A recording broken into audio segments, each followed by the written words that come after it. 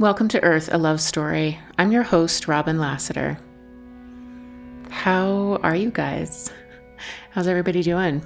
How are you processing this very wild December that we're having? It's a lot. It's a lot. The pace at which we're experiencing and having to integrate new information and cultural shifts and new weird, seemingly experiences of disclosure or something else going on, and so many other things that are arriving right now feels truly unprecedented to me. It feels like there are seismic shifts happening, and I feel like there's time still. I think that we still have some time to acclimate and get our sea legs, as it were. And also, we're being called to show up and grow up and be with and integrate what is happening very, very quickly in real time. And it's no small feat. It's a lot going on right now. And I did talk clearly about what I've been thinking with the drones and the drones, right? The drones, I don't know, man. Like the drones, the orbs, the unknown things that are in the sky, the UAPs. Yeah, so if you want to know what I've been feeling about that and about how we interact with basically this external enemy, the villain, right? That somebody's doing something to us. You can listen to my latest podcast episode, Say Thank You to the Villain.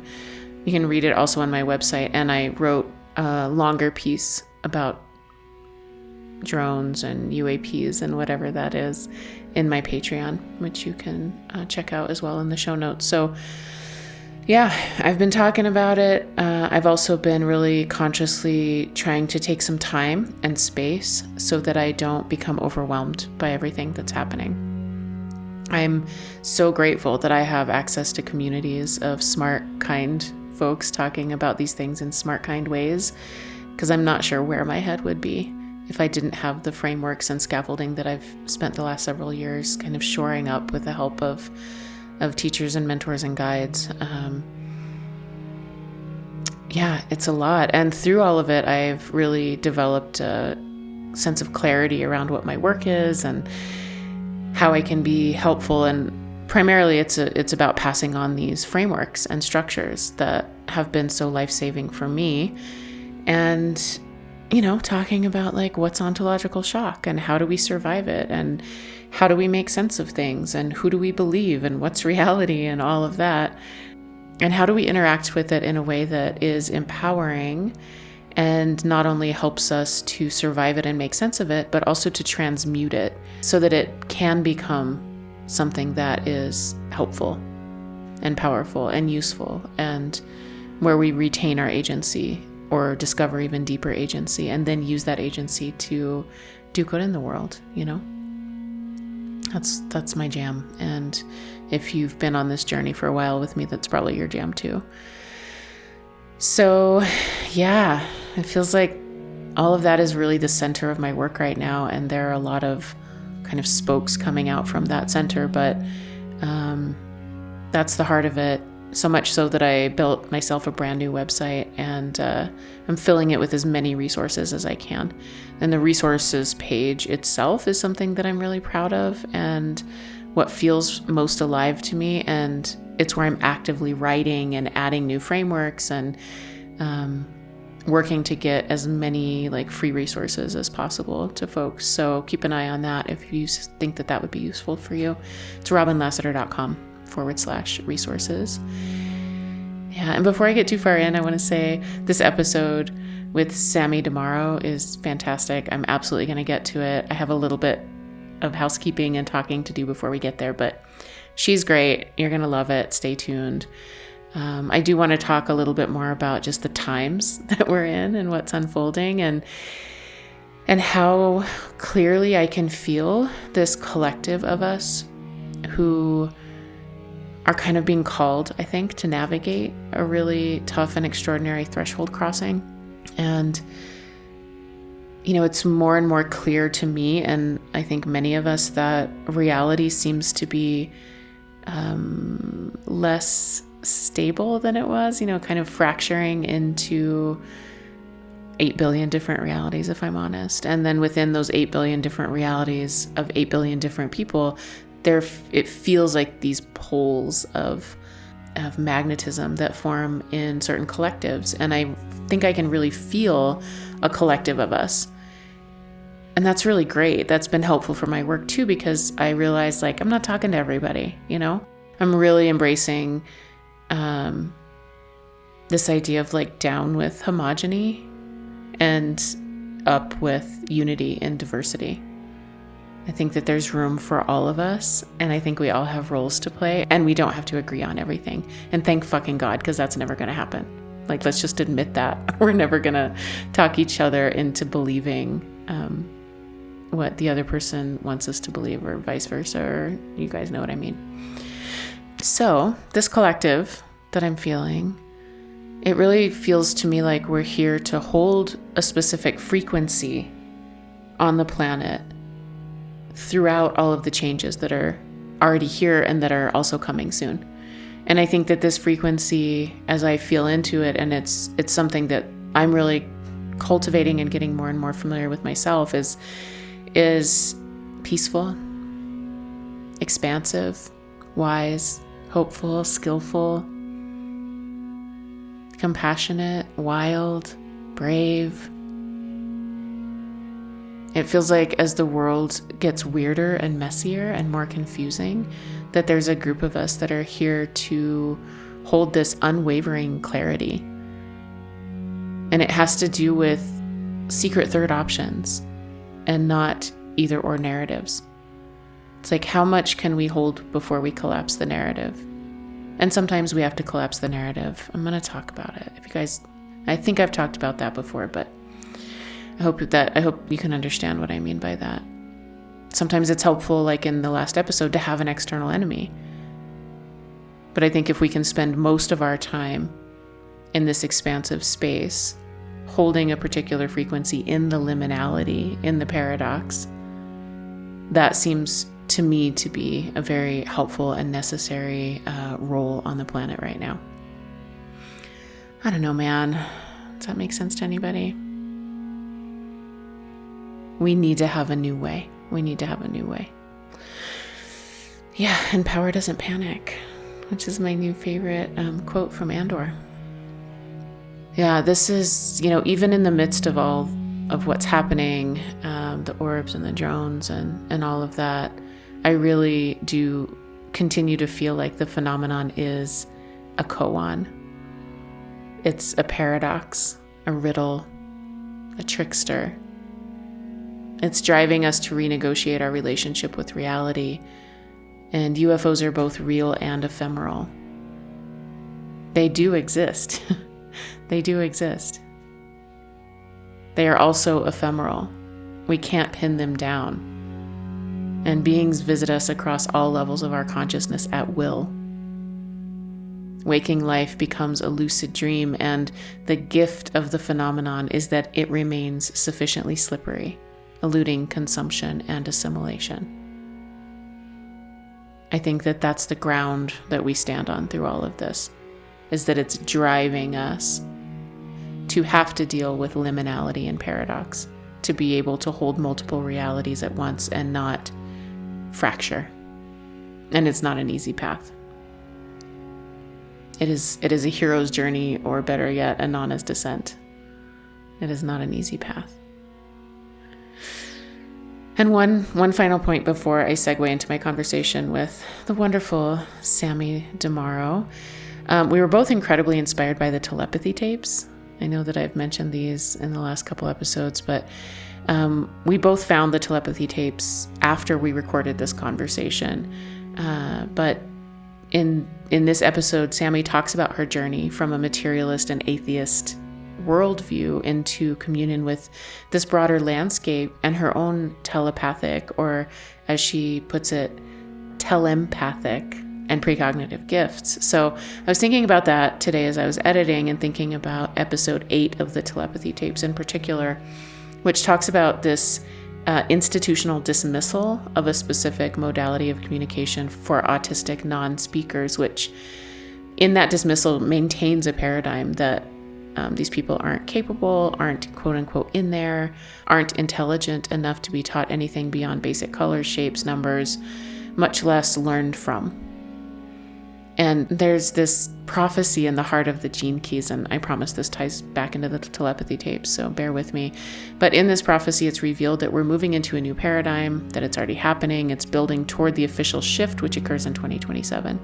And this new paradigm is called the Cross of the Sleeping Phoenix. You guys have heard me talk about it before, and others, like, it's out there. And it's about the end of the institution as the authority. It's about the crumbling of these structures that have been built over several hundred years that served a role at some point. You know, they served a purpose. But now things are changing and they're crumbling. So it's about the end of that idea of the institution as the authority. And it's about the rise of the individual. There's a lot to unpack about this, but suffice to say, it is elegantly summed up by listening to episode 8 of the Telepathy tapes. It really is a potent example of that. And between Pluto and Aquarius and the Cross of the Sleeping Phoenix, we are experiencing a change in the background frequency of reality. It is loud and clear, and there's lots more to say about this in the upcoming months. It's such a big topic. It's such an exciting and bizarre time to be alive. Most days I'm here for it. Some days I need to sleep. It's fine. Yeah, most days I'm here for it. Okay. So in this episode of the podcast, I speak with Sami DiMouro. Sami is a music and visual artist, originally from the East Coast. She now lives in the Southwest. She's currently working on her first album titled Nose Job. If you go to her Instagram and look at her pinned reel, the first pinned reel she has, it is so fucking good. This album depicts her experience of a shocking self-discovery brought on by a push from beyond the confines of consensus reality. I know what that's like. And Sami's vocal style provides an experimental blend of alternative R&B, and for her new album, introduces ancient sounds from her Sicilian heritage. She has several songs out now, and she can be found under her artist name, Sami DiMouro, on all major streaming platforms. I also list it all in the show notes. And in this episode, she recounts her story of moving, again, from this atheistic materialist worldview through the portal of grief, through number synchronicities, 11s, anybody, and ultimately into acceptance of her psi gifts. This is a beautiful conversation about death and nature and telepathy and relationship and relationality and what it's like to cross this threshold. And it's a really lively and delightful storytelling that she engages us in as she shares her experiences. So please enjoy this discussion with Sami DiMouro. It's wild when we start talking about our experiences publicly. And you know, for me as well, that I didn't want to. Like, I came at it kicking and screaming and like, no, I don't want to. But my team, my guides, the beings, the four who are one, like, it was all this sort of constant building pressure that they really wanted me to talk about things publicly. I'm a hermit. I don't want to be public, and here I am. And I know that you kind of feel that way in some ways as well. Yeah. I know. I was listening to one of your recent episodes about human design. I am interested in it. I don't know that much about it, but I do know my location says caves. I'm like, yeah, tucked away by myself. No one can come in. Right. That's exactly my environment where I'm most comfortable, all by myself in a cave. Yep. Yeah, when you were talking about that, I'm like, of course, though. And I think what is the allegory of the cave? It's so fitting for me too, because that is literally how I feel, that something or someone or many of them are pulling me out of my cave. I'm like, no, I'm comfy in here. I'm good. I don't want to go out there. It's too bright. But something's pulling me out, and they're like, oh, and when you come out here, you have to talk about the weirdest possible stuff with everyone. You good with it? Yeah, it's intense. It's intense. And you're somewhat public in other ways, right? Like, you have your music and you're a performer. And so I wonder how it feels in relation to that. Like, was it hard for you to start doing that publicly? Or did that always feel natural? No, there was nothing natural about that. I think this is easier actually than Mm. that, just because I'm already a little bit used to some of the public facing stuff because of that. But that was a really big push. I was a very shy kid, and even around my own family members, I didn't want to sing in front of anyone. Mm. I don't really know exactly why. I think it had a lot to do with just being vulnerable. And I think I was middle child too, so older sister, younger sister, and really easy for me to just fade into the background, just be quiet, not have a lot of attention. That became comfortable, became a coping mechanism, really, for my place in my family. And so anything drawing attention to me, terrifying, Mhm. terrifying. Um, I think growing up in that environment too, we had a lot of chaos and there was trauma. So anything that I did that added to that chaos felt really bad. So I Mm. never wanted to do that, even if it was positive. I just, anything that anyone had to deal with, I would just prefer to not, you know? So feeling like I needed to sing and share my creative stuff was a really, really big deal for me. Very difficult. And, but I don't know. I just felt like I was wasting my time and my life by not doing it because I have these abilities. I've been doing art and writing since I was little, since I first learned how to read and write. And when I was really, really young, loved sharing that stuff. And then something taught me to not, that I wasn't safe to do so. So trying to get back to that because it was a coping mechanism to be quiet, to be private, it felt very unsafe when I started doing it. And once I got over that hump of that, it felt better. So when it comes to this, that hump is not nearly as large, it's not as big of a climb, but it's still scary.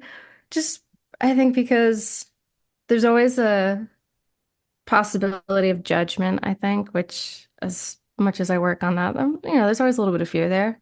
I Kind of how I so think. hear all of that. Yeah, that all of that Yeah. resonates so much.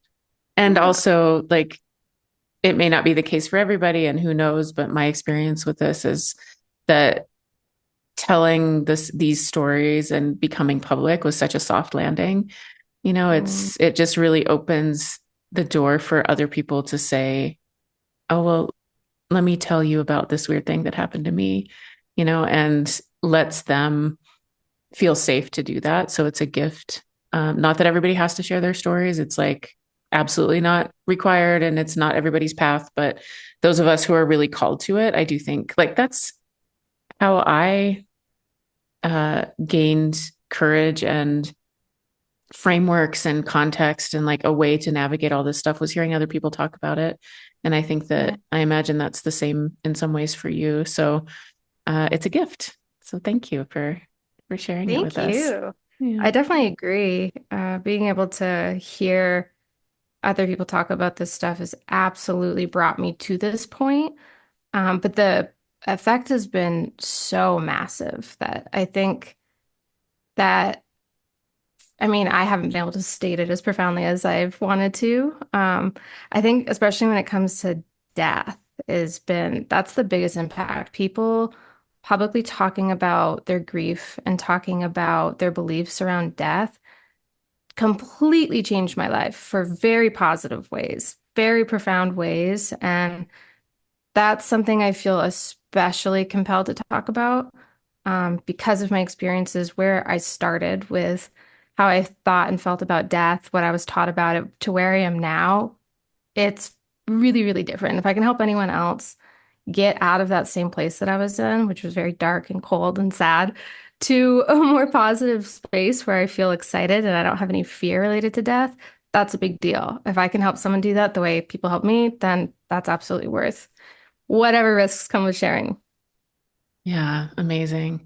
When you said the word grief, my whole body got chills and they've stayed, right? Because that's such a Mhm. big part of my journey as well as it's a portal and there's something on the other side and we're so afraid of it. There's so many of us who are afraid of death, who are afraid to experience profound grief and going through that and taking it out of the shadows and like being public about it was also really transformational for me. So thank you. Yeah, I love that. I know some of your stories that relate to Mhm. that a little bit, and I don't know if you want to share those, but however you'd like to weave it all together, I'm here for it. Yeah, we can definitely start there. I think for me, that's where my experiences really began, was around death and learning about death. I remember the first time I actually learned about death was, I think it was 5, maybe 6, when Princess Diana died. I remember waking up really early. I heard my parents were downstairs and I popped up out of bed. That was one of my favorite things to do, being a middle child, was wake up before my sisters and get my parents all to myself before I had the competition. And they were watching the news, and I'm like cuddled up next to my mom in like our big recliner chair. I'm like, oh, this is boring. Can we change it? She's like, no, no, no, this is important. Like, Princess Diana died. And I'm like, hold on a second. Princess? That was really exciting to me. I'm like, that's a real thing. Mom's like, yes, she was a real person. She was a princess, but she died. I'm like, what is that? What is that? I don't know what that is. And she did her best to explain it to me and then try to give it that positive twist with, oh, well, she's in heaven now. And I grew up in a modern Christian household. My mom would bring us to church every Sunday, born again Christianity. And so she taught me about heaven, that we die here and we go to heaven, and that there's a God. And that, while that was comforting, the church that we went to also taught us that you shouldn't pray for the dead and you can't talk to them, they can't hear you. Mm. So it still felt very final, very there was still an emptiness in it. And so they're like, well, don't feel bad for the person. They're in heaven. They're happier now. But I'm like, okay, well, what about everyone here that misses them? We don't get to talk to them still. We don't get to have access to them. And that was so sad. And it didn't sit right with me, for obvious reasons. That's a bummer. And my thing was, oh wow, so you're gonna die someday, Dad's gonna die someday, my siblings. And I was worried about my own death, but not nearly as much as my family members. That was so upsetting. And pretty much from that day on, I developed that fear of loss, fear of grieving my family members. From there, the next big fear I latched on to, there was a kid in my second grade class. He was really bummed out one day. I'm like, oh, what's wrong? You're upset. He's like, yeah, my parents are getting a divorce. I'm like, what's that? I didn't know what that was. And then I learned what that was. And there we go. There's my second biggest fear. And moving forward from that, by the time I was 9, my parents were divorcing. And then when I was 13, going on 14, my father was very sick. He had always been sick. He passed away when I was 14, July 11th, 2006, of Alport syndrome. It's a very rare hereditary kidney disease. It affects 1 in 5,000 people. And me and my sisters all have it. We did inherit it from him. The type that he has, though, that our family has, is called X-linked. So it's something that goes on it's a mutation on the X chromosome. So being female, I have 2 X chromosomes. So I have a healthy one that balances out that unhealthy one. My dad only had the 1 X chromosome, so it made him twice as sick. So luckily for my sisters and I, we're okay. We're pretty good. Our kidneys are in good health, and we have to do a few things to monitor it, be a little bit more aware than maybe the average person of the things we put in our bodies. Although we should all really be more aware of that, I think. But we have to monitor it, but we're pretty good. But my dad didn't get that. So he was always pretty sick, but by the time I was a teenager, he was end of life for sure. And so he passed. Um, Prior to that, I had an aunt that we were really close with who had passed away. And then 2 years after my father died, my cousin that was also really close to passed away. So that was kind of my childhood experience. We had these string of deaths, and that kind of shaped my experiences with life. And it put me into this phase of being really just kind of sad, depressed, feeling a lot of grief, but the grief kind of put me into something deeper. And at some point, like after my dad died, I kind of moved away from the Christianity stuff. I'm like, I don't think that's real. I was wanting to believe in more things that my friends were believing in, and I moved into atheism. That felt smart at the time. It felt safe. It felt So cynical, honestly. But there was something about that cynicism that felt secure in some way that even though it was really cold and kind of empty feeling, it felt like, well, it can't get worse than this at least. So if this is where my belief is, it can't get much darker than that. And so that's where I landed and that's where I stayed for a really long time. And I convinced myself that I was pessimistic and cynical because life sucked. And it made me that way.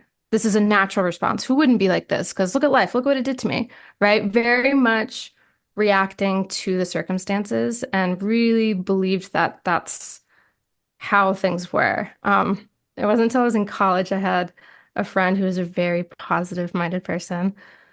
And I was probably, no, I was miserable to be around because that was my attitude. And trying to be such a happy, positive person, and then you have me being like, don't get your hopes up, like that kind of sucks.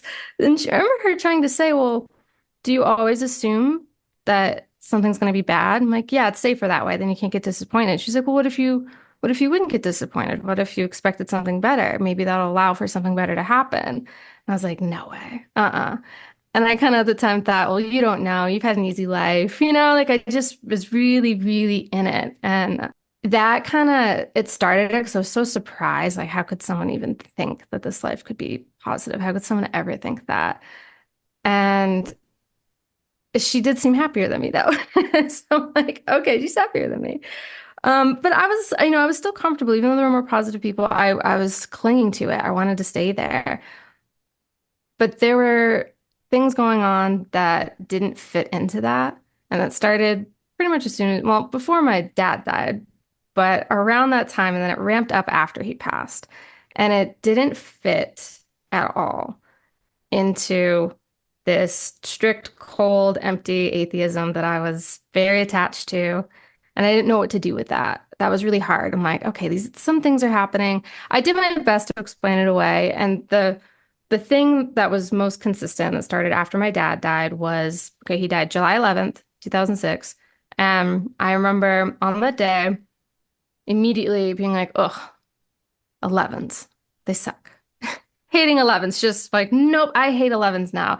11s are awful. And moving forward, I would keep catching 11s everywhere. And I didn't think that much of it. I'm like, okay, yeah, I also like Mini Coopers. And so I notice them everywhere I go. Like, this is now a significant number to me. So I'm going to recognize it. I'm going to see it. I have an awareness of it. But then things started happening where I would wake up randomly in the middle of the night and look at the time. It's 3:11. Okay, that's annoying. But whatever, go back to sleep. Wake up a few hours later. Now it's 6:11. Okay, that's also annoying, a little improbable, but possible. Whatever. Go to get ready, go to school. I had my first period class was French. I always had French first thing in the morning. And she'd always get mad at me for being late. And then say it's something like, okay, tell me what time it is in French right now. I look at the time. Oh, would you look at that? It's 8:11. Things like that where, okay, initially waking up, catching the time at 11, it's like maybe there's something subconsciously. I just know how to track time in 11s. Weird, but maybe that's possible. But then my teacher, who's completely unrelated, has no idea that this phenomenon is occurring to me. She knew how to catch the time. She knew to ask me just at that time, say the time in French right now. And it's 8:11. So it started to not fit. It just didn't fit. These things I was experiencing were just a little too far outside of that belief system. It was happening to my mom and my sisters. They were catching it too. They were having the same thing. Oh yeah, my friend asked me what time it was. And of course, what would you know? It was 11:11. Or yeah, this person cut me off in traffic and their license plate was all 11s. Or oh yeah, I got in a car accident today. Guess what day it is? It's the 11th. Things like that kept occurring and it kept getting louder and louder and louder and louder.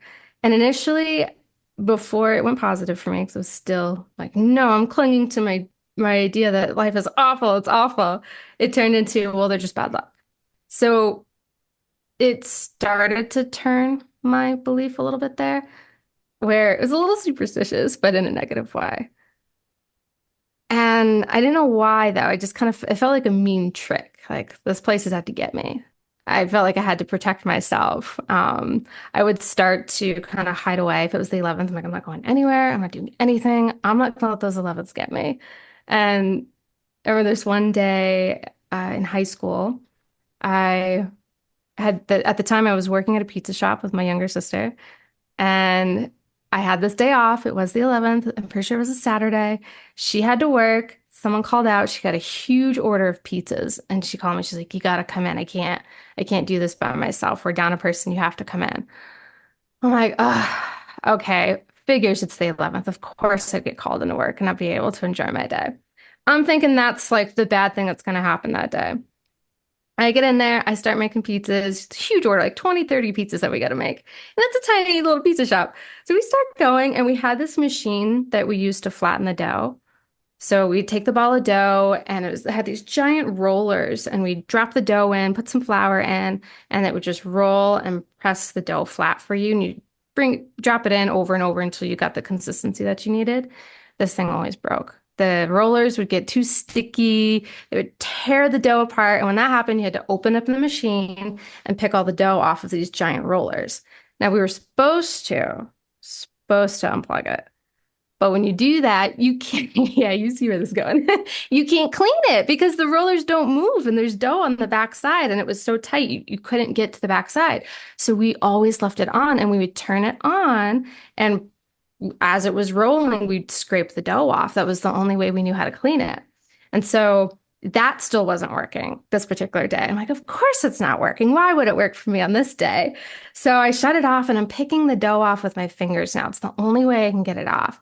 And I don't know how it happened. I either bumped it, absentmindedly turned it on, but my hand was on it and it turns on and it's my hand's covered in dough, the thing's covered in dough, and it just pulls my hand into this machine. And I'm not panicking yet. I'm thinking, I can get my hand out. It's fine. It didn't hurt. I was like, it's fine. I can just pull my hand out. My hand's completely stuck. I can't get it out. So it turns into a big deal. And I was lucky that the chief of police was eating lunch in there at the time. He came in and he just grabbed onto the roller, twisted it. I pull my hand out just as the paramedics got there, and my poor fingers were completely flat. I'm like, okay, yeah, no, this tracks. I guess, the 11s are really ramping up. They're just really making sure I'm miserable. My hand's busted. I have to go to the hospital. One and only time I've ever ridden in an ambulance. And the whole time I'm just like cursing the 11s the whole way. I'm like, of course, of course, of course, of course. And it hurt. It was an awful experience. Would never want to do it again. But the flip side of this experience, I think 17, had a really rough childhood, had a group of friends that I never got to hang out with because I always had to work. Most of my friends didn't have to work, but I had a single mom, we were low income, and we were living in Massachusetts at the time. It's expensive there. So my sisters and I had jobs and we were helping our mom pay the bills. And I was really bummed because this was my summer break. We were going to be going off to college soon. I didn't have much time to hang out with my friends. And because of this injury, I had to have a cast on my hand for the whole rest of the summer, and I couldn't work, but I got paid workers' comp. So I don't know that I realized it at the time, but at some point, like when I look back now, I'm like, that wasn't a bad thing that happened to me. For one of the first times in my childhood, at the very end of it, I got to be a kid, and I felt free for the first time in a really, really long time. And it was because of 11s. And my mom was the first one to really say, well, maybe it wasn't a bad luck. Maybe something worse would have happened that day if you hadn't broken your hand. Maybe this is a good thing. And at the time I was like, no, no, 11s are bad. They're bad. Like, like don't turn them around. Don't do that. But now looking back, I see it very differently. And the way I see it now, to be honest, is I think that was my dad, and that has been a way that he was trying to communicate. And for him, that was an opportunity to take care of me in a way that he couldn't when he was here. His methods were a little unorthodox. Maybe would have preferred something a little less painful, but it did it. I got the summer off and I got it paid before I went off to college. It was really amazing. But that's kind of when things started to change for me. When I started to think, I don't know what death actually is. I thought I knew. So I'm like, it's sad, it's gross, it's ugly, it's an end. There's no God, there's no heaven, there's no hell, there's just nothing. There's just nothingness. And I got to a point where I'm like, all right, I formulated this belief system based off of my experiences, how death felt to me. But it felt that way because I think this. Where did I really get this from? And I just kept having to ask myself, where did I get this from?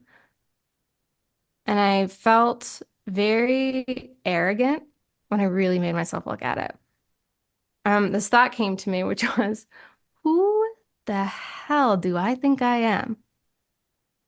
That I'm qualified enough to be so sure about what death is to allow myself to be this upset. I think I'm that smart. I think I'm that knowledgeable and that aware.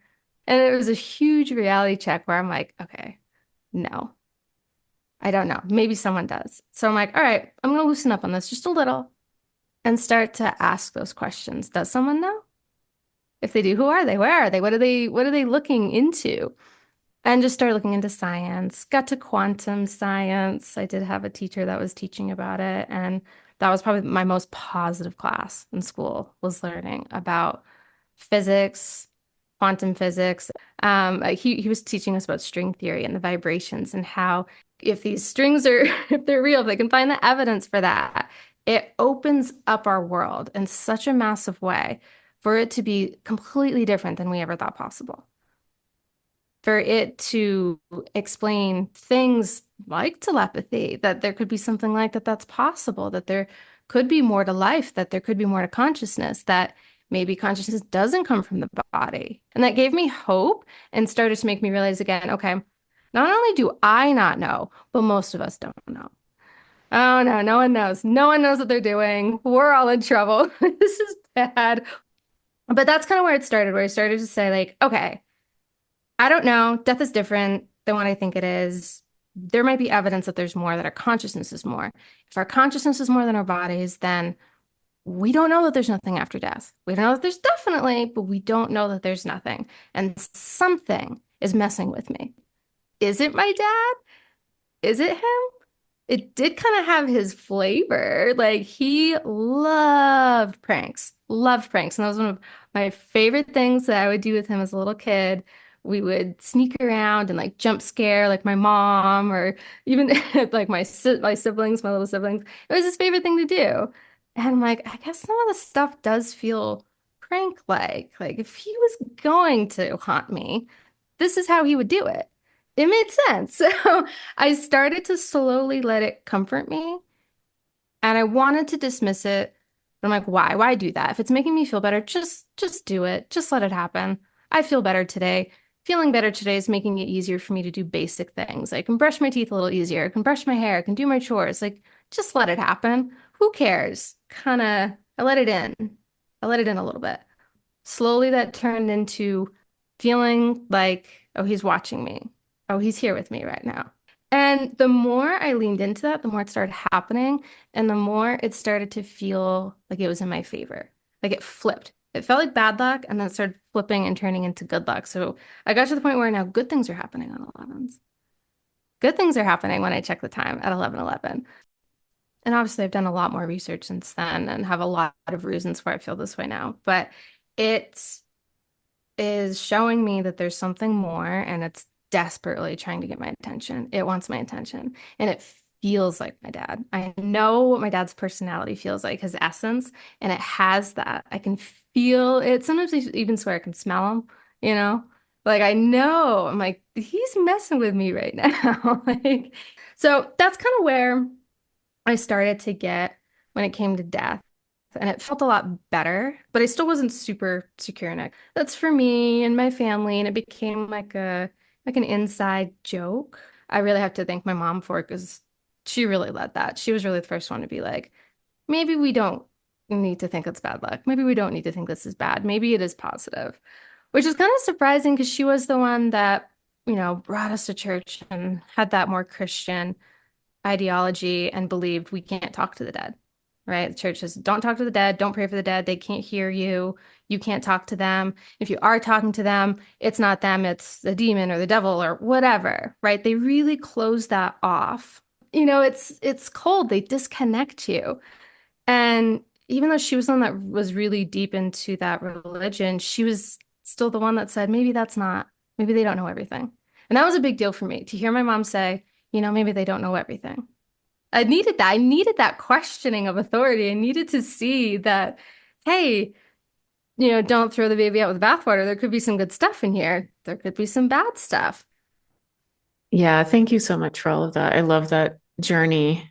And I wonder if you are wanted to share about the kind of premonition that you had as Oh my a God. teen about death.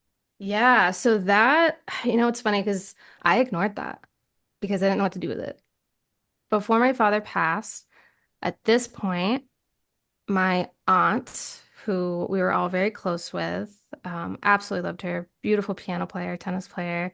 And when I was little, she would try to teach me how to play some songs. And I would always pick it up by ear. So I would just have to listen to her play and then I'd sit down and try to play it. And she loved that. She had gotten really, really sick and she had passed away. And absolutely devastating. And I would say that was about 2 years before my father died. So I'd already had a taste of grief at that point. We didn't really know what was going on with my dad, but we knew something was up. He was the one that originally wanted the divorce, and it was sad. My poor mom, she didn't want it, but we didn't really know what was going on. We later learned that he was getting dementia because he had been a dialysis patient for over 30 years. Really uncommon, but because of the Alport syndrome, he'd had two transplants and they didn't go well, and he didn't want any more. So she's like, I'll just do dialysis. And the thing that kept him going for so long, again, my mother is an actual angel. They got a home hemodialysis setup, and my mom used to put him on the machine 3 to 4 nights a week. And it would go from, I don't know, she would put us to bed. She would work full time. He was disabled. She'd come home from work, make us dinner, or my dad would make dinner, either one of them, do homework, put us to bed, and then she'd put my dad on the machine, and then she'd wake up around 1 or 2 a.m. to take him off the machine. Like this, that was her life. She was a full-time caretaker, full-time mom, had a full-time job. Absolutely amazing. And it kept my dad going. They did that dialysis like that, I want to say 15 years. Something that they didn't know is because it's really unusual for someone to do dialysis for that long. They didn't know the effects of long-term dialysis on a person. So we didn't know, but he had dementia. So he was kind of acting funky. We didn't really know why. They didn't know. It wasn't until several years later, right before he passed, they're like, oh, yeah, he has dementia. We're like, oh, that would have been helpful to know a few years back. Thank you. Yeah. Um, so he was really distant at that time, and we didn't really get to see him much. And had been really active. We were constantly visiting him before that. He'd write us letters, send us birthday cards, and then he kind of dropped off. We didn't really know what was going on. And I remember one night, yeah, I just woke up, and it hadn't been on my mind. And I woke up with a voice in my head, and it was like booming. It was so weird. I'd never had anything like it. And I sat up in bed, and I just heard like this echo, and it was, "Get ready. He's dying soon." And I knew what it meant. I knew that the voice was talking about my dad and that he didn't have that much time left and needed to get ready. I'm like, get ready for what? Like, how do you get ready for that? What do you mean? And then it was so strange. I didn't know what to do with it. So I'm like, "Oh, whatever." Kept trying to push it off, kept trying to ignore it. Just kept echoing in my head. Get ready, get ready, get ready, get ready. Um, I want to say about a month after that, maybe a month and a half, we get a call from a random hospital in Fayetteville, North Carolina, saying, "Hey, we have your dad here. He's in the ICU." They found him on a bus. He was trying to get from Maine to Florida, and he was really sick, hadn't done dialysis in weeks or over a week, I think, which usually after a couple days, his kidneys didn't work. So the kidneys filter out all the toxins in your blood. That wasn't happening. So he had really high toxicity and he passed out on the bus, happened to be in Fayetteville, North Carolina. They brought him into the hospital, immediately put him into ICU, and he was in a coma. I remember like watching the phone call come in. My mom picked it up, and I'm like, "That's about dad, isn't it?" She's like, "Yeah." And it wasn't until after he died and I had more time to process that I picked that back up.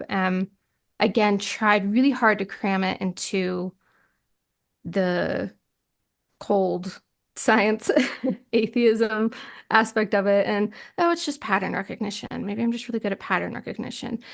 And it probably would have stayed. Probably could have kept it there if the stuff with the 11s didn't start coming back up. And then it started happening more from there too. I would have a dream that something would happen, and sure enough, there it is, it's happening. And as I got older, it increased more and more and more. And I remember when my cousin was sick, she went to the hospital. I'm like, she's gonna die. And I knew what day she was gonna die. And that was my first time, like, I said it out loud and predicted it. And my family's like, what? Like, you really think so? I'm like, yeah, no, she's gonna die March 11th. And she did. Felt like it opened up the floodgates. And next thing I know, like dream after dream after dream, just constantly living in a state of, I want to say deja vu, but I think it's deja reverie when you realize, oh, I dreamed this before, which I don't know if that's ever happened to you. Very jarring experience. Deja vu actually feels better to me. Deja vu, and I'm like, I think I've been here before. I think I've done this before, right? That feels more rooted and grounded. Like, oh yeah, I've probably driven on this road before. Sure.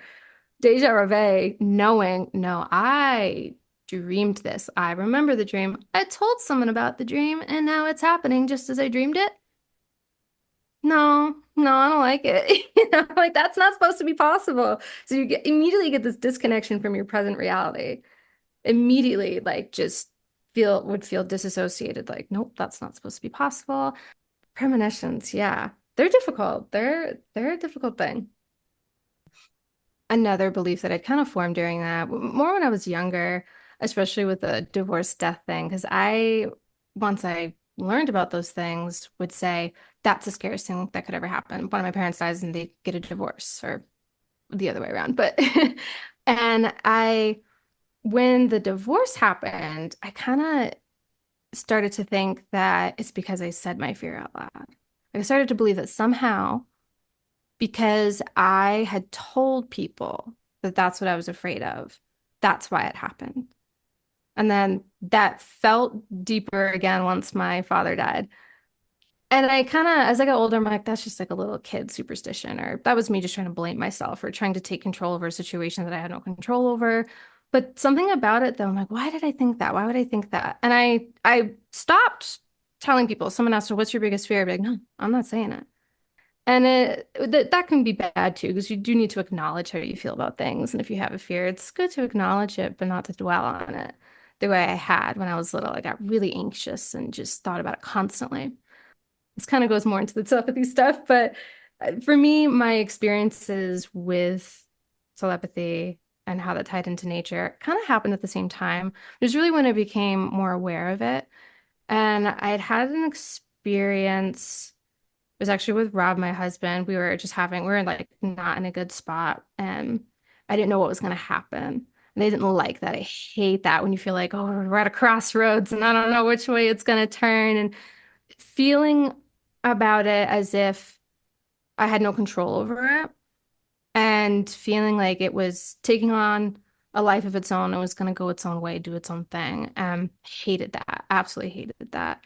And I was so upset. Kind of sent me into like a panic attack where I'm like just panicking in my head. And I try to remember what I was saying. I had something repeating in my head where I was like, just tell me what's going to happen. Just tell me what's going to happen. Just tell me what's going to happen. Like I just wanted to know. I'm like, don't surprise me. I just want to know if this is over, just, like do it already kind of a thing. And something cut me off in my own head. Okay. And I heard again, and it reminded me of that dream I woke up where I had that premonition. Same voice, this very powerful yet quiet voice that kind of echoed, and it said, "You decide." And it stopped me, pulled me right out of my panic attack. I just sat up, tears stopped. I'm like, oh, I decide. And I'm just sitting there, I'm like, oh, I do, don't I? Like, even just beyond the fact that I'm one person in this relationship, so of course I have my own choices I can make here, but that it felt on a deeper level, no, you get to decide. This isn't predetermined. You get to decide how you want this to turn out. And so I asked myself, well, what do I want? Oh, I very clearly knew what I wanted. I wanted everything to be perfect and everything move on and the relationship get healthier as a result. And it's like that voice was just like, yeah, you can have that. Yes, you decide. That's up to you. You get to do that. And from that point on, I have been living like that. Like, I do get to decide. It kind of started to show me that I wasn't completely wrong to think that because I dwelled on my fears so much, I brought it about. And not to blame myself for anything. I think that's so easy to think that that's what that is or that's how that sounds, but more of a if I put myself in that state of choosing the thing that I want, like, no, this is possible, this can happen, and then what can I do to make that happen? That I actually get to decide more and more. And when I do that, oh my God, the synchronicities, that's a whole other conversation too that I could get into. But what this felt like too was there was something communicating with me. And it felt like the same thing that communicated with me about my dad years prior when I was a teenager.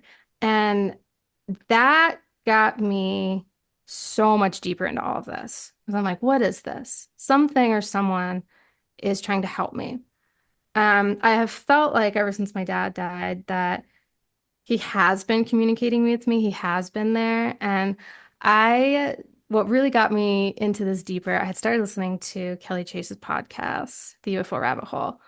Love that podcast. That has done wonders for me because I love how she dives into everything and really dissects everything and breaks things down from the point of view that I was coming from prior, which was having so much limitation to belief and kind of helping to deconstruct some of those things and open it up in a way that felt safe and not like I was actually falling down a rabbit hole. That was really great. And one of the first things that brought me to being open enough about telepathy to actually figure it out was Dean Radin's work into psychic phenomenon and some of that stuff like remote viewing, telepathy, and seeing the science that these people are actually studying this. And he's not the only one. They've been studying it, going down to, oh, the CIA's been working with this, and it's been a thing for years. And civilizations and indigenous cultures have been working with this always. They never stopped. And they have the proof, they have reasons, and they're very deep, profound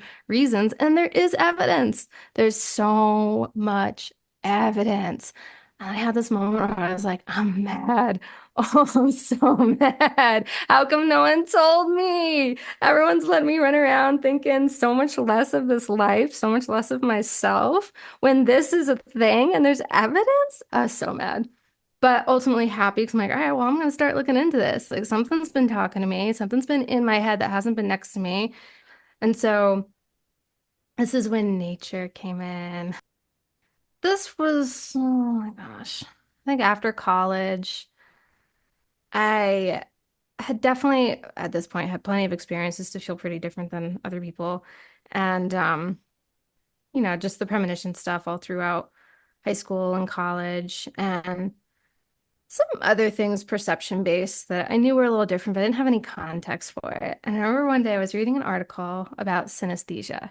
I was talking about how synesthesia is a neurological trait that allows for different senses combined. And it's involuntary, you're not trying to do it. And so it went on to talk about how the different ways that that can come about. The most common is music to color, that a song, you might be like, oh, that song's really blue, or this note is purple, or this instrument is yellow, right? You just have these different associations. And I'm like, oh, I do that. I didn't know that was a thing. And I'm talking about how it's a type of neurodivergence and it's common with like ADHD and autism, which led me down that road, eventually getting diagnosed with those things. I'm like, oh, okay. Yeah, that makes sense. But when I learned about the type of research being done with telepathy and psychic ability, and I knew I had the premonitions, it started to make some sense to me in a broader way. So I am a musician, I'm a music artist, and I know that I have this connection when it comes to words, music, colors, patterns. In my head, it all like I see like a moving picture, basically, and words automatically come up. So, whatever emotion, I guess, music makes me feel, words to describe it just pop up. It's just very natural, can't really help it, but it makes it really easy to write songs. So, I use it to my advantage and I love it and it's fun. But there's something there, and what science says to explain it is about the way the brain regions are connected, that there's increased connectivity through synapses. So it's allowing for some of that.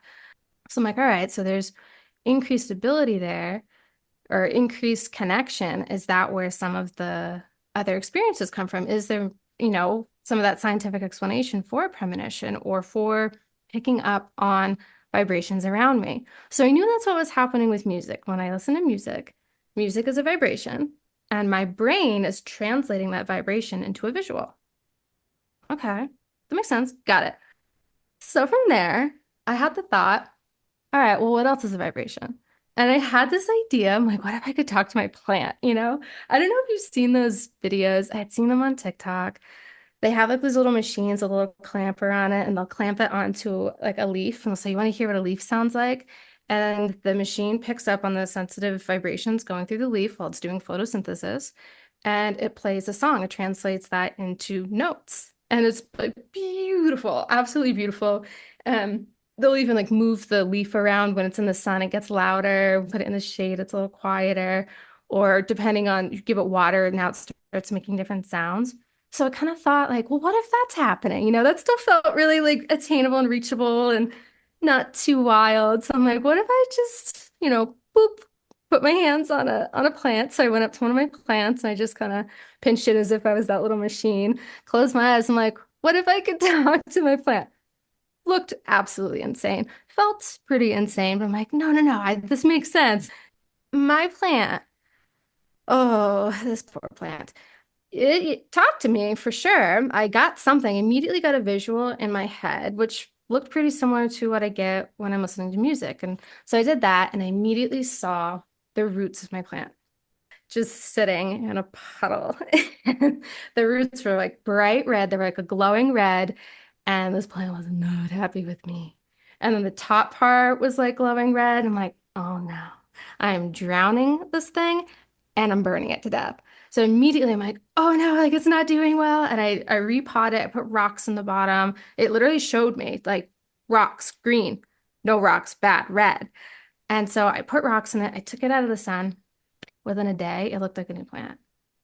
I'm like, no freaking way. What did I just do? So excited. And I'm like getting really, really excited. I'm trying to talk to my husband about it. I'm like, it's because of this and the synapses in the brain allows for this, and I can pick up this, like I'm like going off. I'm so excited. And he's like, sounds a little crazy. I'm like, well, but there's science out there. Like there's evidence. Like it makes sense. Just like. So I was like, maybe I should keep this to myself for a little bit while I'm trying to figure it out. But I started using that, and I started taking care of some of my other plants and realizing like they're doing better. And it's because like I picked up on that.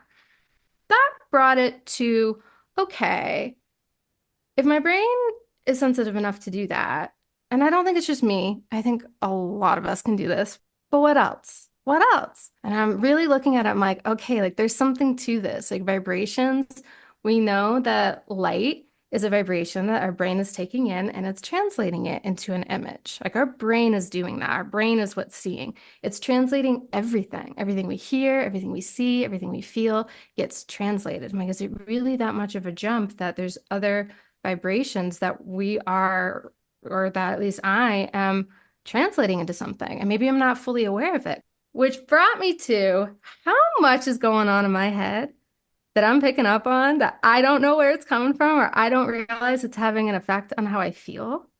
This just made me think about nature so differently. I'm like, it's alive, it's conscious.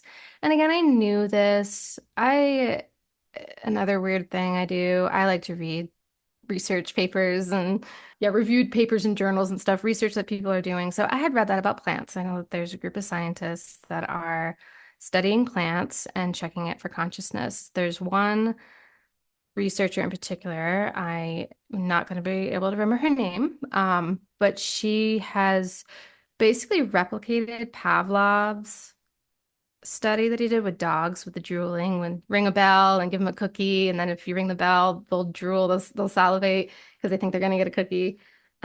She replicated that with plants. Did it differently because obviously plants eat sun, right? That's their food source. So she blew a fan instead of a bell. That was her bell. She wanted to see if when she turned on the fan, would the plant orient towards the fan, thinking, oh, I'm about to eat, I'm about to get sun. And it did. And she's been replicating it. Then I'm like, wait a minute, telepathy. Hang on a second. If I can pick up what a plant says and they're quiet, what am I picking up from people? For me, though, I really wanted to develop some more quiet. And I kind of went into a really like pretty natural for me anyway, reclusive state of solitude, I think is a big reason that I was able to do this because being able to keep myself in solitude and kind of quiet that world made it so much easier to hear like what is going on? What is going on in my head that my head literally feels quieter when I'm alone and in a nice way. Less thoughts are coming up. I don't have as much intrusive thoughts. And that kind of got me thinking, well, how much of those intrusive thoughts is not just my brain being ill or, uncontrolled, untamed? What if it's just that I'm too open? Like, am I pulling stuff in? Am I pulling in things that aren't mine? Am I pulling in thoughts that aren't mine? Am I pulling in ideas and emotions that aren't mine? And so that's going to make me panicky because it's not mine to do anything about. I'm feeling it, but it doesn't mean I can do anything about it.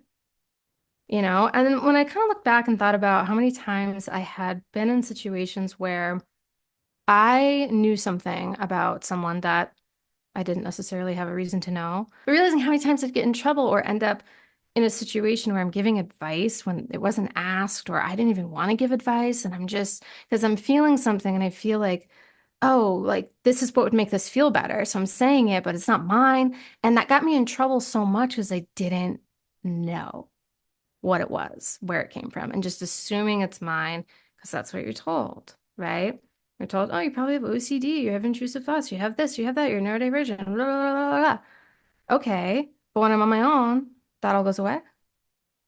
If that's me, why isn't it still with me when I'm sitting home alone doing my art? Where did it go? So I started to say, like, if there's a way I could kind of shut it down, could I control it a little bit? Like, let me test my theory and see if I could safely kind of block this stuff out. And at this time, I definitely got more into spirituality and thinking that, okay, like I really, really believe that our loved ones, our ancestors are around us all the time. I don't think they go anywhere. I think they're right here. I think they're just in a form that we can't easily perceive visually, so we don't feel like they're there. Oh yeah, getting into more spirituality and believing that I do have some protection and just asking like, hey, like help me out here. Can you help me kind of block this? Like if I don't need to see it or hear it or I can't do anything about it, can I not hear it? Can I choose that? And that voice coming back to me, you decide. Yes, you get to decide. If you don't want to hear it, you don't have to hear it. So I'm like, I want to block it all out. I want to see what happens. Can I go out in public? Can I go out in a crowd and block this? For a second, can I not have those experiences? It started to work. Strangely, my head did feel quieter. It felt more peaceful. It felt like I don't have to hear this. I don't have to connect with it. And that made it a lot easier. But the thing I started to notice was my own energy I got more familiar with.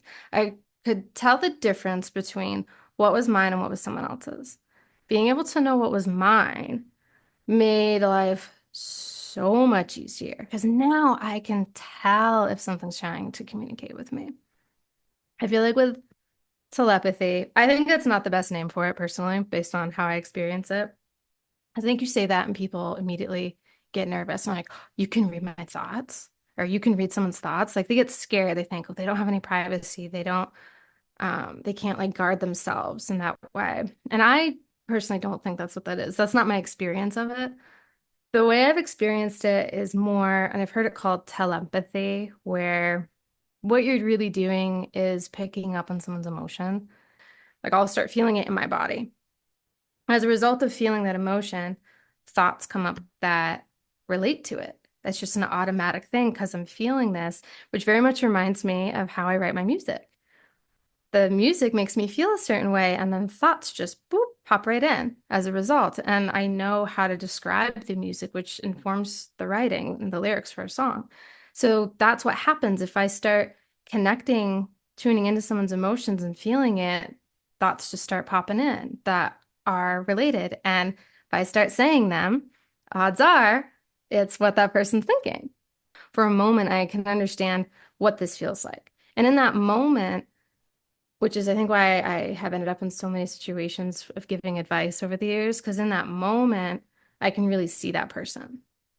I can feel that person. I can understand them in a way that's unique, where the only thing that's happening right now is that emotion. It can be very isolated, which can be really intense. And I've had people be very angry with me if they were not prepared to do something about that emotion. And that's what I say. I haven't told many people, but the people that I have told, like, oh yeah, like, I'm a little telepathic. They're like, so you can read my thoughts? I'm like, no, it's much worse. I can read your emotions. Much worse, actually. That thing that you were really hoping no one noticed and you were trying to hide, you were trying to pretend you didn't even feel it. Yeah, that thing. That's it. I feel that. So it's difficult to hide things when you're feeling it. And again, I don't think this is unique to me. I don't think this is unique to even neurodivergent people or someone with synesthesia. I think we all do this. It's just that we haven't been taught what to do about it, what to do with it, how to recognize it, how to have awareness, how to block ourselves from it when it's not ours. I think about how many times I had anxiety and it wasn't mine. And this brought, I had a really particular experience, which Rob said I could share. This was probably a little like embarrassing, and he felt a lot of shame as a result of this, but we've worked past it. And again, this is where I say, this was so hard when it comes to like our marriage. Me having all these things is just really weird. It's just weird because what we fight about, I can't imagine too many other people fight about because I'm like, we have fights where I'm like, I know what you were thinking. You said this in your head, and that's not cool. Like who has a fight like that? And he at first was like, no, that's you're just being anxious, like not actually believing it. But then it got confirmed so many times, and he's like, how are you doing this? How are you doing this? I don't know, but stop it. We had this one particular day where we were having a good day. We had just gotten back from visiting some friends and family, and as family does, someone made a comment about that Rob had lost a little bit of weight, and he was feeling a little self-conscious. Um, and this is kind of where deconditioning from toxic masculinity has been a really big thing, and like our gender roles in our marriage has really, we've had to both do a lot of work on that to be healthy as individuals and together as a couple. But it affects all of us. And something that it just, that telepathy premonition angle of it made it so maybe other couples could ignore it, but we couldn't. I couldn't. I knew too much. I was in that head with him. He's not alone in that head. I'm in there with him. And he's not someone I can block out. As my husband. Like I don't want to block him out. If I block him out, that's we're gonna drift apart. I can't have a healthy relationship and be emotionally blocking out the person that I need to be vulnerable with. On this particular day, and my husband, we're the same like basic size. He's like maybe a couple inches taller than me, but he was always told his whole life, you're so short and you're too little, and he'd be rejected. I mean, I have so many friends that refuse to date a guy that's less than 6 feet tall. That just, I don't know, that's never mattered to me. But I understand that that is like what we're taught, right? Men are supposed to be big and strong, and women are supposed to be tiny and petite and soft. In a relationship, if your partner is like, as a woman, if your partner's not bigger than you, then you don't get to feel tiny and petite and you're not doing womanhood right, or you're not feminine enough. And for the guy, okay, if your woman's not smaller than you, your partner's not smaller than you, then you don't get to be the big, strong, tough, you know? So there was a certain dynamic that obviously didn't mean enough to either one of us because we love each other, chose each other anyway, but still was there, not fully deconditioned. It was still part of the programming. It's still making us feel a certain way. So I knew I had done a lot of work on that. I had gone through a time too where I was trying to work out a ton, lose weight. Um, did it, but felt so sick. I felt awful. I was sore all the time. Like my muscles just weren't repairing the way they were supposed to. Yeah, looked great. That's nice, but felt so sick. And I was sick. And I found out, oh, I have a thyroid condition. So the only way for me to lose that weight was to starve myself. So now I had nutrition issues. I wasn't getting enough calories for my muscles to repair. But that if I actually ate what I was supposed to while working out like that, I couldn't lose any weight. I was actually gaining weight. And the more I was working out, trying to do like intense workouts, I was actually making it so much worse. I wasn't making it better. That's why I joke that I have the goddess body type. I'm supposed to be a little plump with a belly, love handles, eating grapes, and not doing much all day. Like, I need that relaxing, that relaxing lifestyle. I'm not meant to run 5Ks. That's not going to be me. So it's like swimming, hiking, like basic low stuff. And when I do that, that's when I feel my best. I think I look fine as long as I'm not trying to compare myself to whatever society thinks is nice. But I'm like, well, that ideal is not healthy. When I try to do that, I'm not healthy. Clearly, they don't care. That society doesn't care if I'm healthy. But guess what? I care if I'm healthy. So I had done that work and come a really long way and knew like I feel really good about my body. It's healthy. And I talked a little bit to my husband about that, but not a ton. We hadn't really talked about his end of that, how society was affecting him that way. There was a lot of conversation about me as a woman. And I think with my friends, like we talk a lot about that. There's so much stuff you go on social media and it's, there's so much body positivity. It really is a lot to access there to help me do that. But there wasn't as much for him. And he hadn't come nearly as far. And I didn't fully realize that until this one day. We went to our community has like a pool. We went into the pool and he's like, I'm gonna go work out first. There's a little gym in there. I'm like, all right, I'm not doing that. I'm gonna get in the pool. So I'm in the pool. I'm kind of doing like a workout, just swimming, but then like I didn't want to push it, didn't want to go too far. I wanted to really just feel my body, let my body tell me what it needed, and it just kind of wanted to float. So I'm just sitting there floating, and all of a sudden I get hit with a wave of anxiety. And I felt really self-conscious. And I heard a thought in my head, which was, you're too big compared to Rob. I'm like, what? Where did that come from?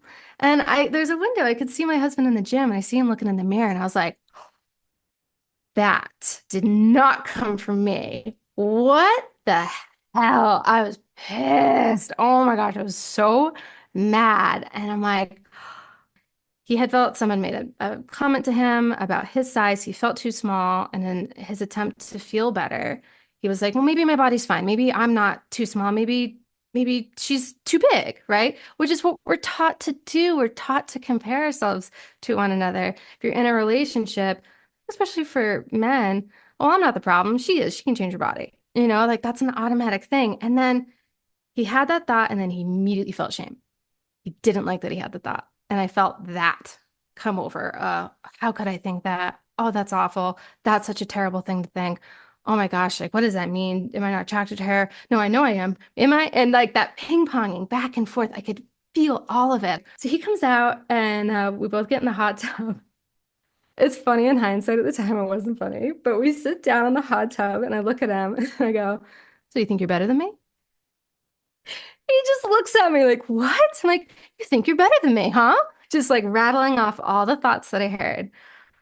And he's like, well, what do you mean? What do you mean? What do you mean? I'm like, you're gonna like at this point we knew that I was tuned in, I'll say, that I could pick up on stuff. He knew that.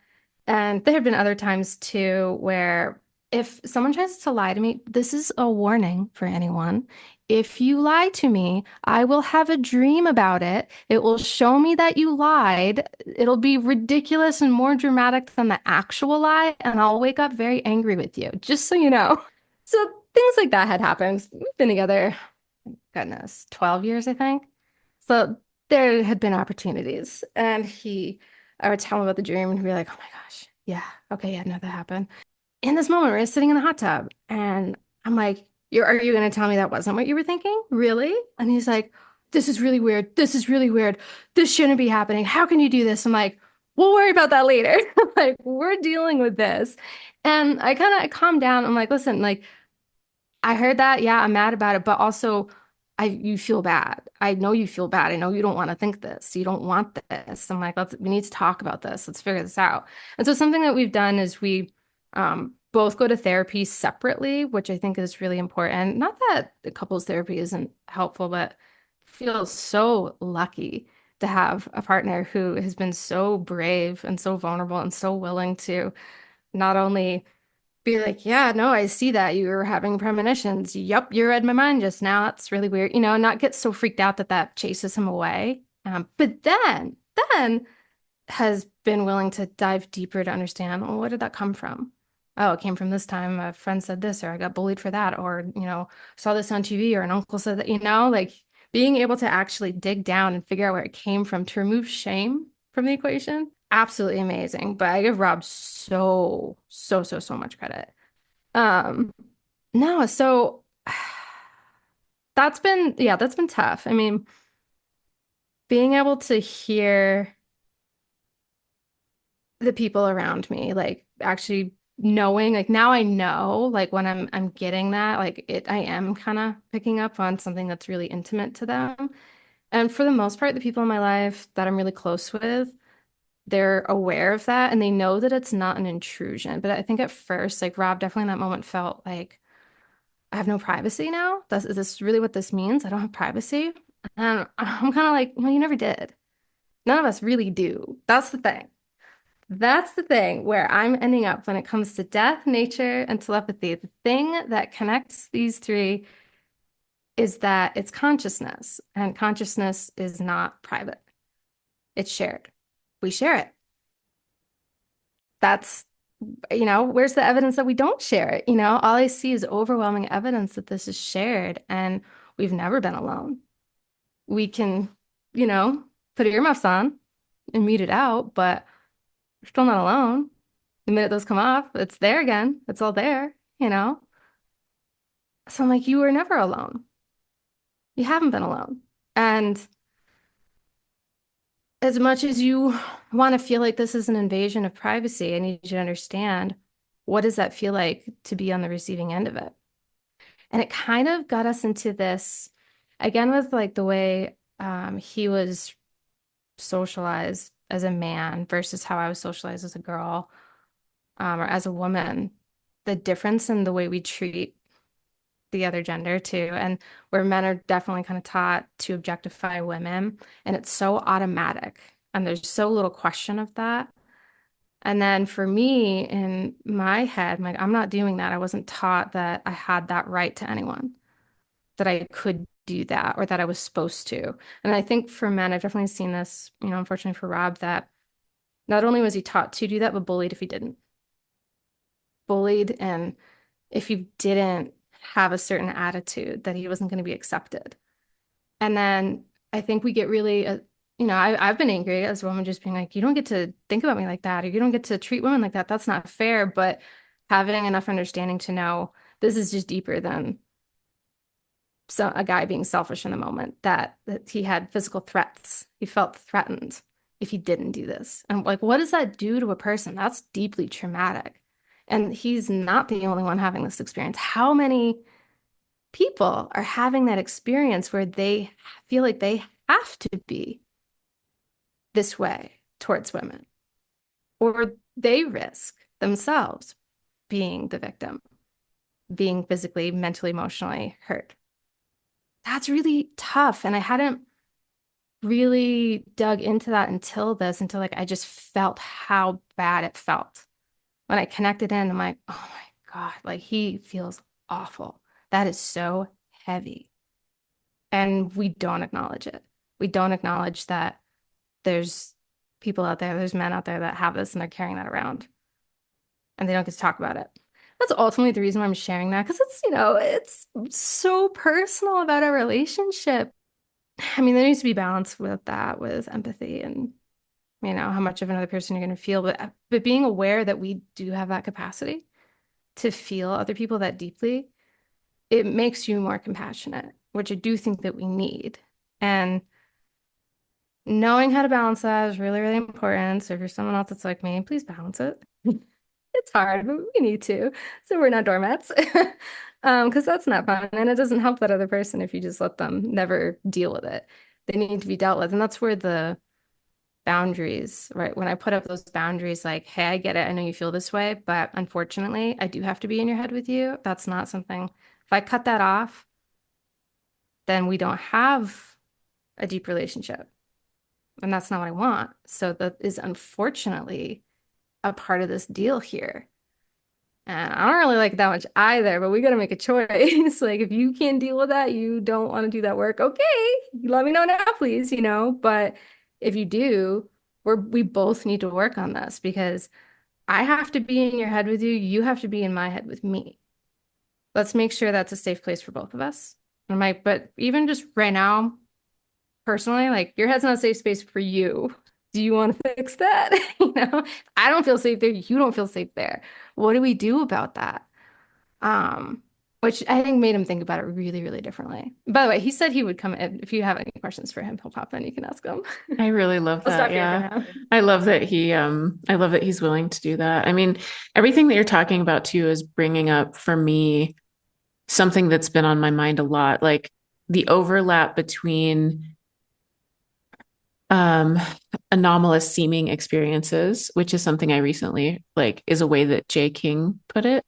It's like we call them anomalous experiences, but let's call them anomalous seeming experiences. This is my Mm. rhetoric, not his, but it's like because these aren't actually as anomalous as we think they are. Like this is part of the human condition, and a lot of people have experiences. And so, anyway, that's another tangent. But so this overlap between um, this part of being human that we have not culturally we just haven't had access to. We've been told that it's not real and that dreams aren't real and that none of this is real, and you're describing your journey of deconditioning from that and testing, which I love. You're like, let me try this. What is this? What would this be like? And following the breadcrumbs, like, well, if this is true, then maybe this is true and maybe I can explore more and more.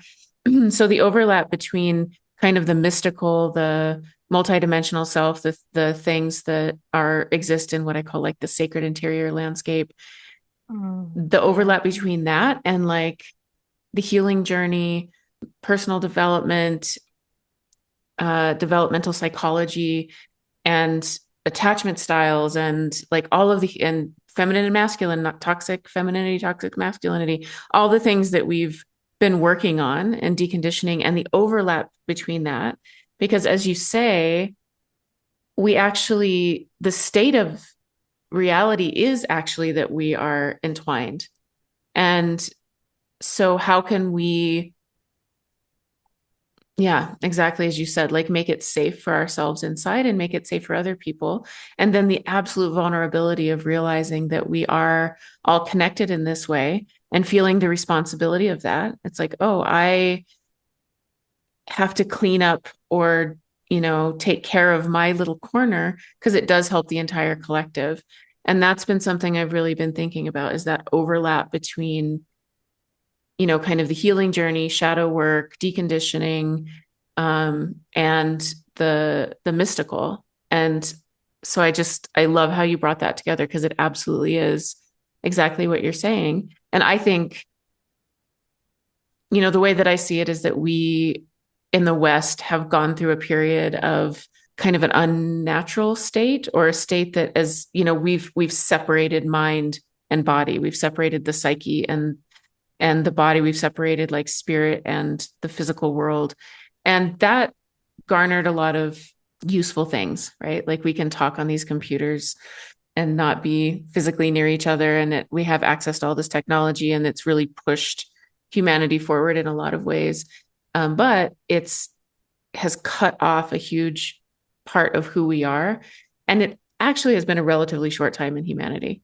Like humanity mostly has existed in this other realm where we have access to our multidimensional selves. And now we're kind of moving through an evolution back into that. And I hope it's a marriage of the two. And as we're doing that, we're remembering all these things about being human. And it's kind of a shit show, you know? It's like there's this massive, like, collective unconscious that we've really shoved a lot into. Anything that didn't fit in the material split, you know, we've really pushed everything down into the shadow, including things about the feminine, including things about the masculine, including, like, I mean, just enormous parts of what it is to be a human. And now that's coming up, and the vulnerability of that and the necessity of it in order for us to move back into a place that's relational rather than, you know, I, me, my, the separate individual thing. No, actually, this all is relational. And the vulnerability of that is enormous. And I also love your description of becoming aware of what you felt like when you had more solitude, like, oh, this is me. And now that I have me, I have an understanding of the other, an understanding that, like, this is my thing. This is another's thing. This is where it meets and how it feels when it sort of combines. But getting a sense of that is enormous as well, I think. And it has to do with boundary, and it has to do with, like, not solidifying the identity of the individual, but being aware of that energy. Like, what do I feel like? Like you said, you know what your dad feels like, you know, and what do I feel like? Oh, and then this other feeling that I'm having, that's not in this system, in this body. That's actually another. And then having, you know, the lack of judgment that you had, which of course, like, first of all, not, you're like, hey, right. Like, of course that comes in first, but also the awareness of, like, oh, this all comes from trauma. And this all comes from the way that we're conditioned, and having awareness around that. So I love it. Yeah, it's all connected. I think for me, I've like gone back and forth so many times with how I manage myself and all of this, but realizing how deeply connected we all are, how connected I am to nature, to animals, to bugs, plants, and people, it's actually made me hold more space for myself as an individual, where before I kind of really abandoned myself to try to make sense of all the chaos and noise in my head. This has allowed me to put myself there and understand that, I guess the way I see it is consciousness being this huge, giant picture, and each individual is just a pixel in that picture. And you need all the pixels or you don't have a whole picture, right? But each pixel has a different set of data in it. It's different from the pixel right next to it. Mhm. You know, if it wasn't different from the pixel right next to it, there wouldn't be one next to it. It would be one, you know, it'd just be a bigger one. So the way we're kind of parceled off is we're one whole system, but we're one area to that system. And that's unique and it's needed to form the different shapes of that picture. And that's what lets me understand myself, that I'm bringing a certain piece to this. I'm bringing a certain shade, a color, a vibe, you know, that's needed. And I need to make sure that gets expressed so the picture can be whole. Um, and then while also leaving room to recognize all the other ones around me and how I need them because they inform me and I inform them, you know, that having that duality of individual and connectedness is really, really important. And I just wasn't doing that for myself before. And I'm finding more balance in it. And that's where I say, like, yeah, toxic masculinity is not good. We need to fix that. But we're not, I don't think that means matriarchy. I think we just need to balance it. We Yeah. need to find a middle point where we're recognizing everyone's power, everyone's strengths and value, and while holding our own and understanding our own, that we have to do that. And it's not always perfect. Like, I think even coming out of the Christianity, wanting to label things as good and evil. As I've gone through this and done this research, I'm like, that's silly. Like, you can't judge someone based on that. That's like trying to judge. I think of it like chemicals, like hydrogen. Is hydrogen good or is hydrogen evil? Well, when you mix it with oxygen, we get water, and we really need that. So that's really important. So that makes me say, oh, it's good. But also, you can use hydrogen to make a bomb that devastates and hurts people. So that makes it seem like it's bad. Well, that's the thing. It depends on what you mix it with. It depends on the interaction that it has with another. And that's how I am starting to see myself and people and everyone else, other entities, you know. I think we talk about that question a lot. Not to get too much down to the path of aliens, but are they good or are they bad? Neither. Like, you know, I think it depends. It's just going to depend. Just like hydrogen can be really great and it can be really bad. How I see myself that way, that for some people, I'm an angel. They love me. That's great. I've had a profound positive experience in their lives. And for other people, I'm the villain. I'm the reason everything went to hell for them. You know, I have the capacity because when we combined, there was an explosion. With other people we combined and there's harmony. It's not that simple. You Mhm. know, it just kind of depends on how you mix and I don't know how that experience goes, whether you like it or not. And that's kind of like how we see everything. But this is being able to understand myself and how I'm mixing with all these different things has just made that so much more profound for me, I think. Yeah. Absolutely, yeah. I think it's really important too. I know you mentioned human design briefly, like the according to human design, we're moving out of a place of the collective being in the center and the collective serving the individual, even though like we know what the like it's kind of a shit show. We get it, right? Like it isn't all good. It isn't all bad. There are some real problems with that, but it did advance our culture. It advanced society. It advanced humanity in a certain area. And now in 2027, we're moving to a place where um, Dietrich just said this on my last podcast episode, where we're moving from a place where the individual is serving the collective. And so I think a huge part of this is learning what what is the individual, what is the collective, and exactly what you're talking about. Like, how is it mixing? How am I serving? It's self and other, self and other. It's just relational, relational, relational. And it has to do with nature. It has to do with other beings. Absolutely. It has to do with aliens, ETs. It has to do with beings in our dreamscape, you know, Oh, and understanding like, for me, my understanding has been like, oh, I'm the space that so much is moving through. And if I don't hold a center identity, then I get very easily swept away by it. And I don't know who I am, what's mine, what's not mine. So it's important to have that. And also to feel safe, to get close, to come away, like this dynamic movement of relationship that happens and is happening all the time. And these are just things I think we're becoming more and more conscious of, and they're going to serve this evolution that's happening. You know, like lots of people have called it like the apocalypse, which just means the unveiling, the revealing. You know, it's like, oh shit, yeah. it's not what we thought it was. Okay, I always say how do that. we move Well, through to me, this? Yeah. it's a healing process, and I always say healing is violent. It is Mm-hmm. not a calm, easy thing. And the catalyst for healing is usually, you know, it kind of depends on how you respond to it. If you address something right away, it doesn't have to be a big catalyst. It can be pretty calm and easy. But if you've ignored something, like unfortunately, I think we kind of have as a collective, Mm-hmm. well, okay, yeah, now you're gonna go to the doctor and they're gonna have to cut something out of you and it's gonna be gory and it's gonna hurt a lot and there's gonna be a big recovery time. That's kind of how I think about this, that depending on how long you've let something go unaddressed, the healing's gonna be a bigger event. Yep. And that's kind of what I feel is happening. Yeah, I agree. I think we're entering into just more and more messiness as the collective shadow rises, and that we all have a part to play in it. And that, like Yeah. as you were saying, you know, each little pixel, each little lens that consciousness is shining through each of us has a particular part to play. And the not in a pure, not, you know, not like cleaning up our shadow, more integrating.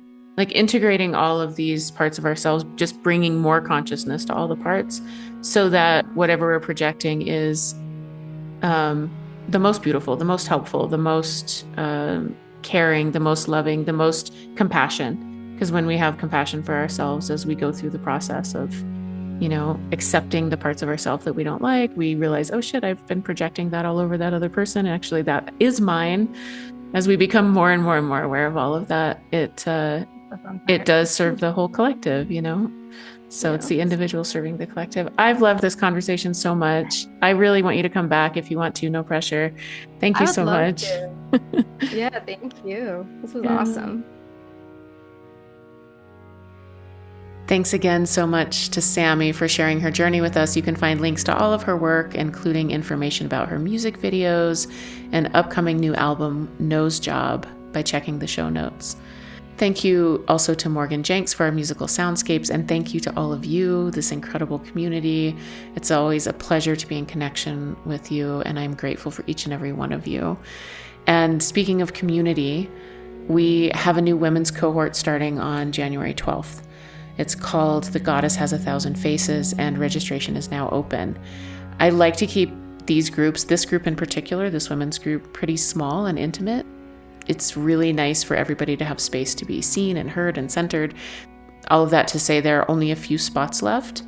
And this isn't meant to foster any urgency. I will be offering this group again, and this group in particular, probably 3 times a year. So if you miss it, don't worry about it. It'll come up again. If you're interested in checking it out, you can find out more information by checking the show notes and by visiting my brand new website, robinlassiter.com.